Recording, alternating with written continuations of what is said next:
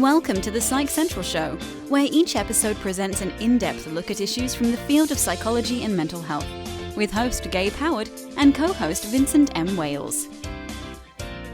Hello, everyone, and welcome to this week's episode of the Psych Central Show podcast. My name is Gabe Howard, and with me, as always, is Vincent M. Wales.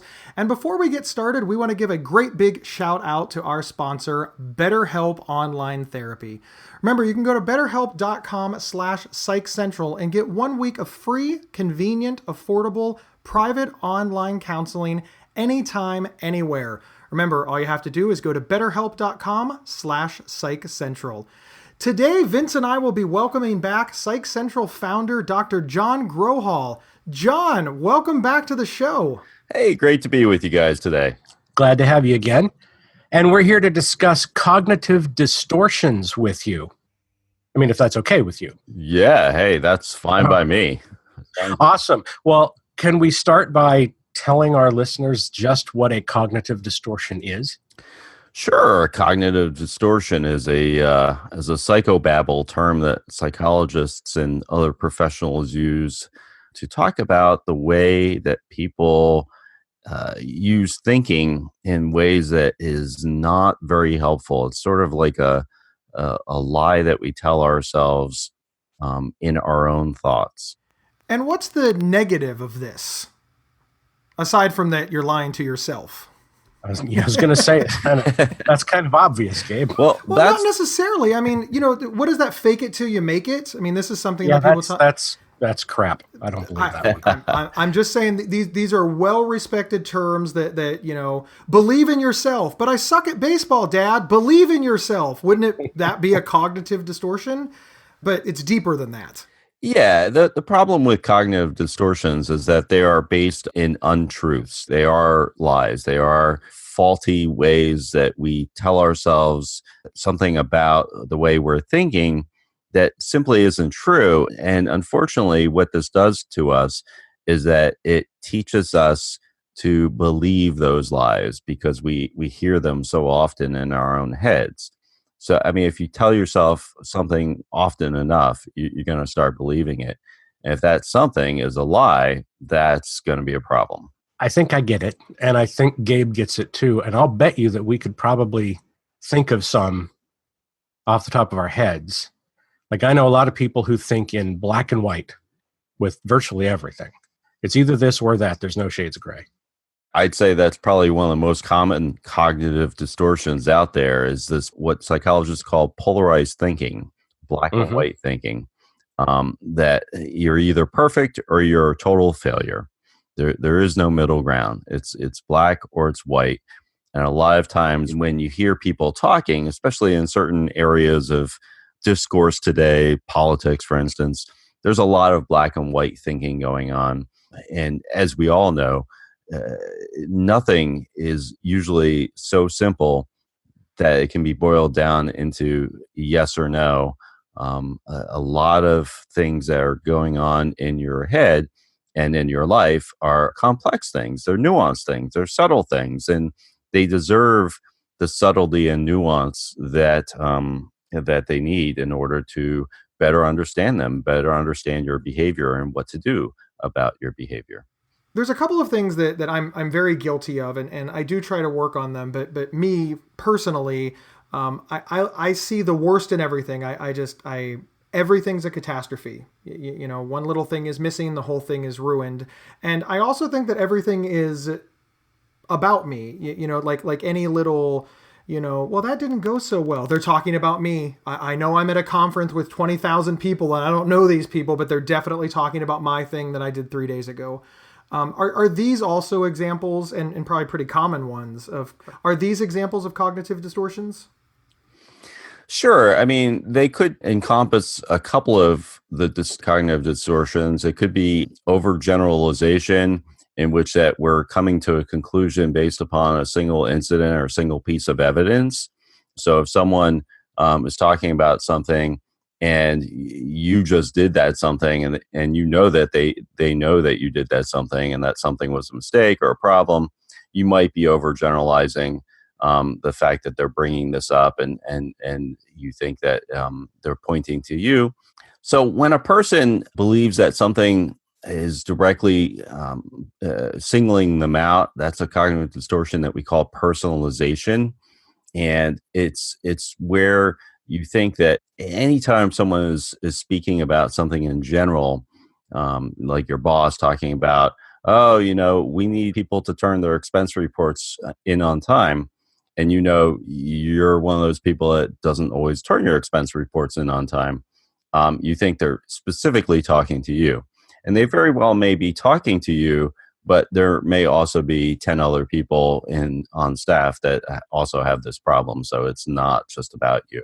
And of course, it could also be, lighter than that. They could say, we need people to really work hard to get this done.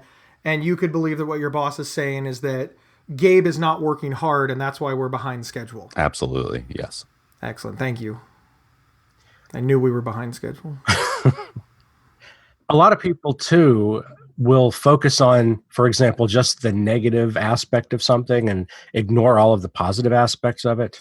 Yes. And when someone looks at only the negative aspects and only pick out the things that they want to focus on, that's a cognitive distortion that's called filtering.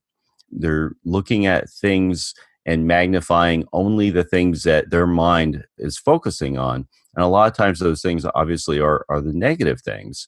And they will completely obliterate and blot out the fact that anything positive happened or occurred, and they will only focus on the negative. And of course, that's not being fair to yourself. John, one of the things that we often hear, and maybe in younger people than older, is that's not fair, right?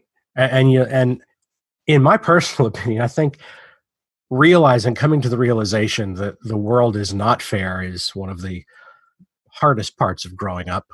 But some people, it seems, still go through life using fairness as this measuring stick for things. Do you have any comments on that?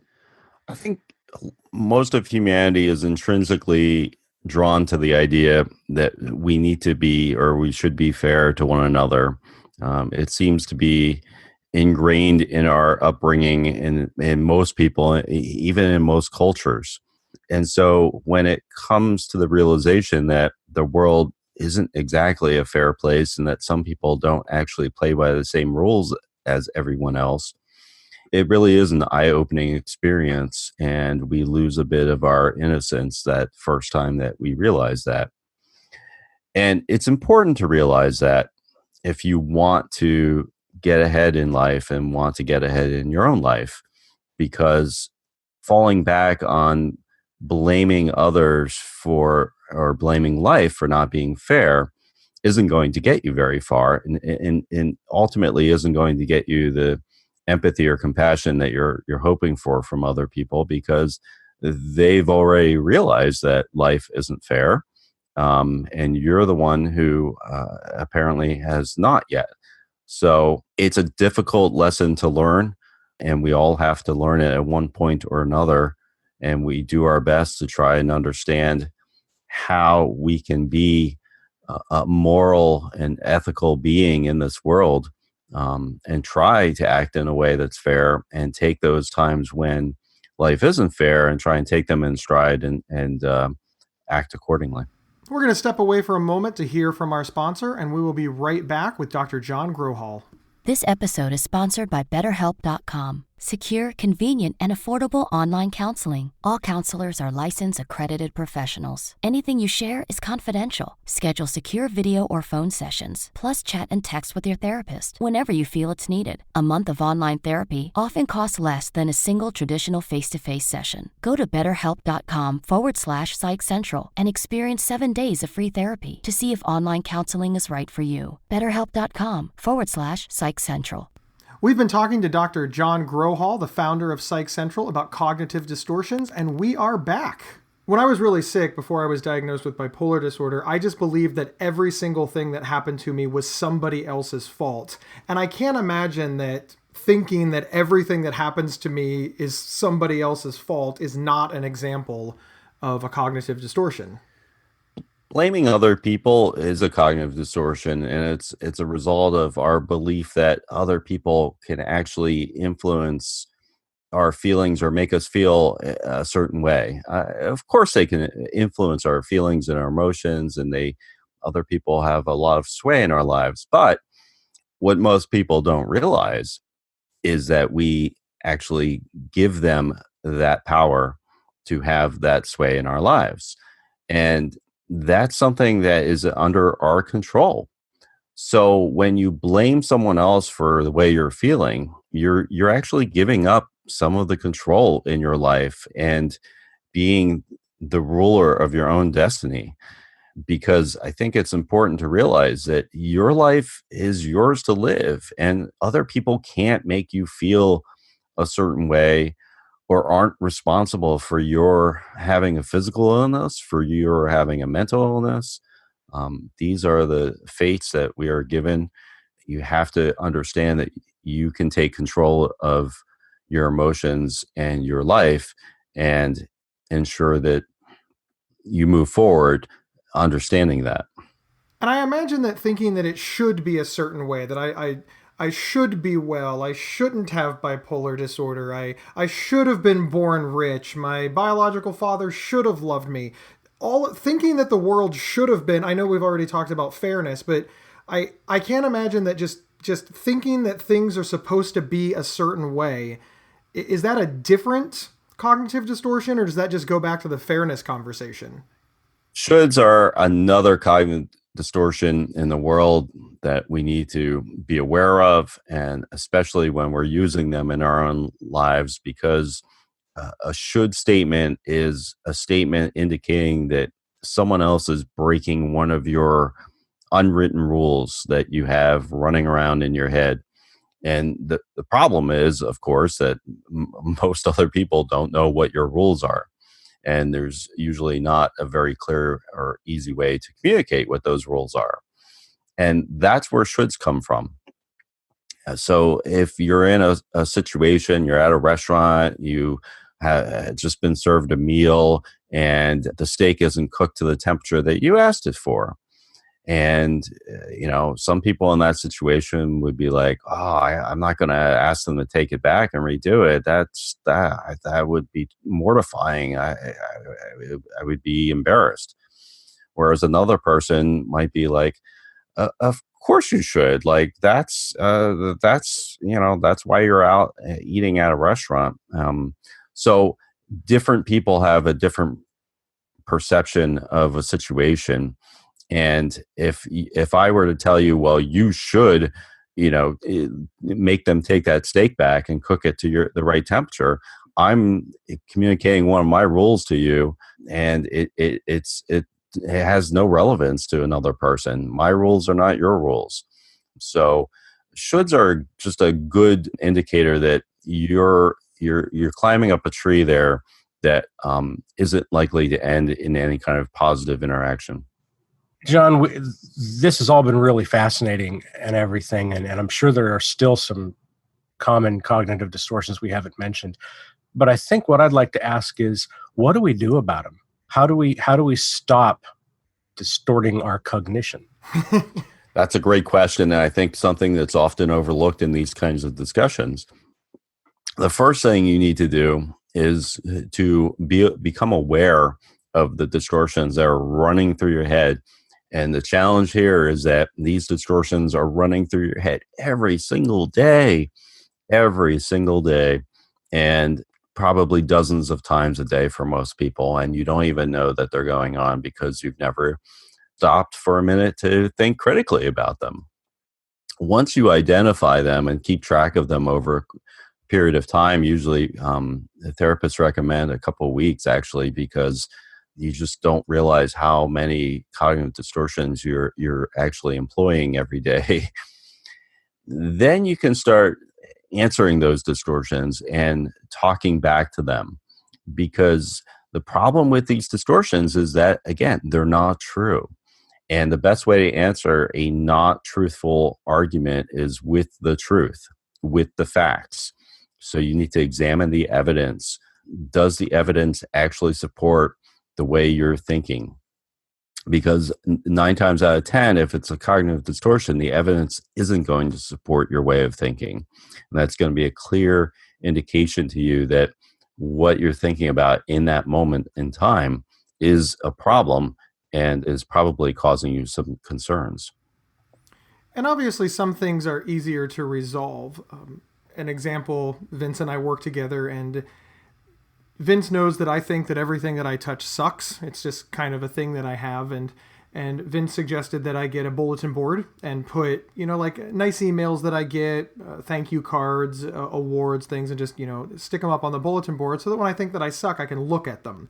And as you said, I'm now fighting cognitive distortions with facts. Now, that one's simple, but if it's something that impacts like your political views or your cultural views or your religious views, I imagine that's going to be significantly more challenging. You probably just can't get a bulletin board for that one. Yeah, I mean, you need to focus on the things that matter to you in your everyday life, I would argue, and primarily your relationships with other people, your relationships at work, things that are causing you anxiety or other kinds of problems mentally or cognitively. I think those are the low-hanging fruit to focus on.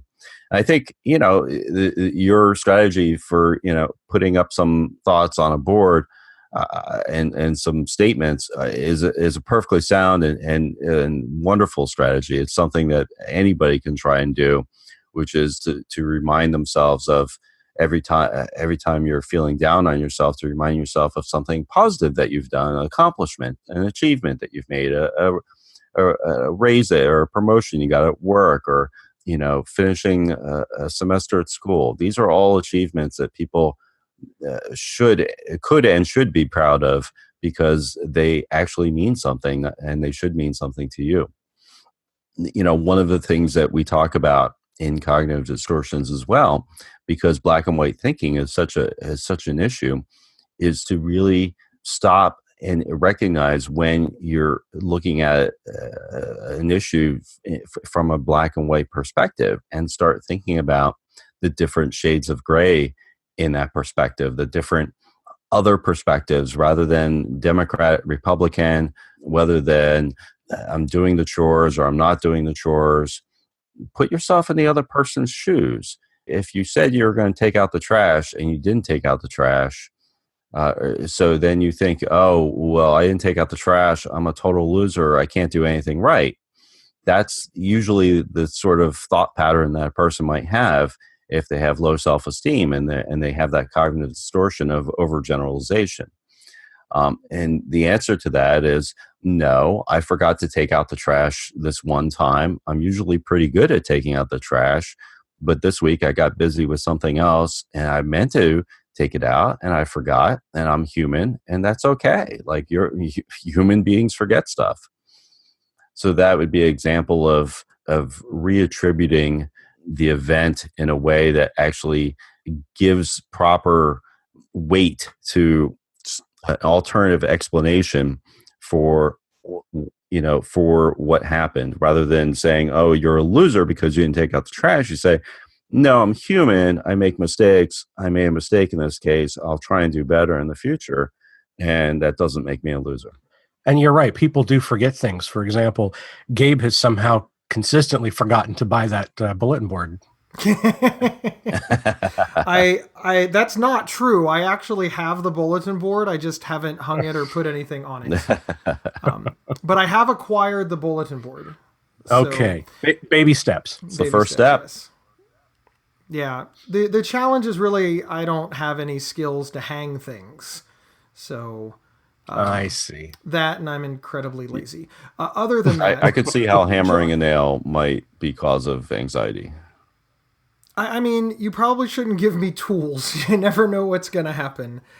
John, thank you for being here. Do you have any final thoughts or words or advice when it comes to cognitive distortions? Because as you pointed out, at least I believe you pointed out at the beginning of the show, this is really something that impacts everyone. Yeah, cognitive distortions are at the core of what a lot of cognitive behavioral therapists and other kinds of therapists try and work with people in psychotherapy with. So you're kind of getting a jump on therapy and your own self-care if you learn more about cognitive distortions and learn how to take control of them in your own life. You might even save yourself a therapy bill or two. Thanks you. It's always interesting having you on, John. Always a pleasure. Thank you, guys. Well, again, also, thank you everyone for listening in, and I hope you'll join us again next week for the Psych Central Show. Thank you for listening to the Psych Central Show. Please rate, review, and subscribe on iTunes or wherever you found this podcast.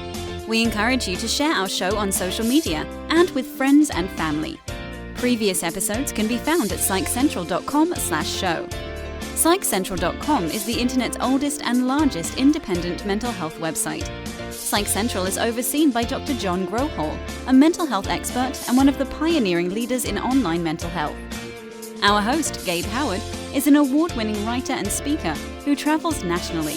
You can find more information on Gabe at gabehoward.com. Our co-host, Vincent M. Wales, is a trained suicide prevention crisis counselor and author of several award-winning speculative fiction novels. You can learn more about Vincent at vincentmwales.com. If you have feedback about the show, please email talkback@psychcentral.com.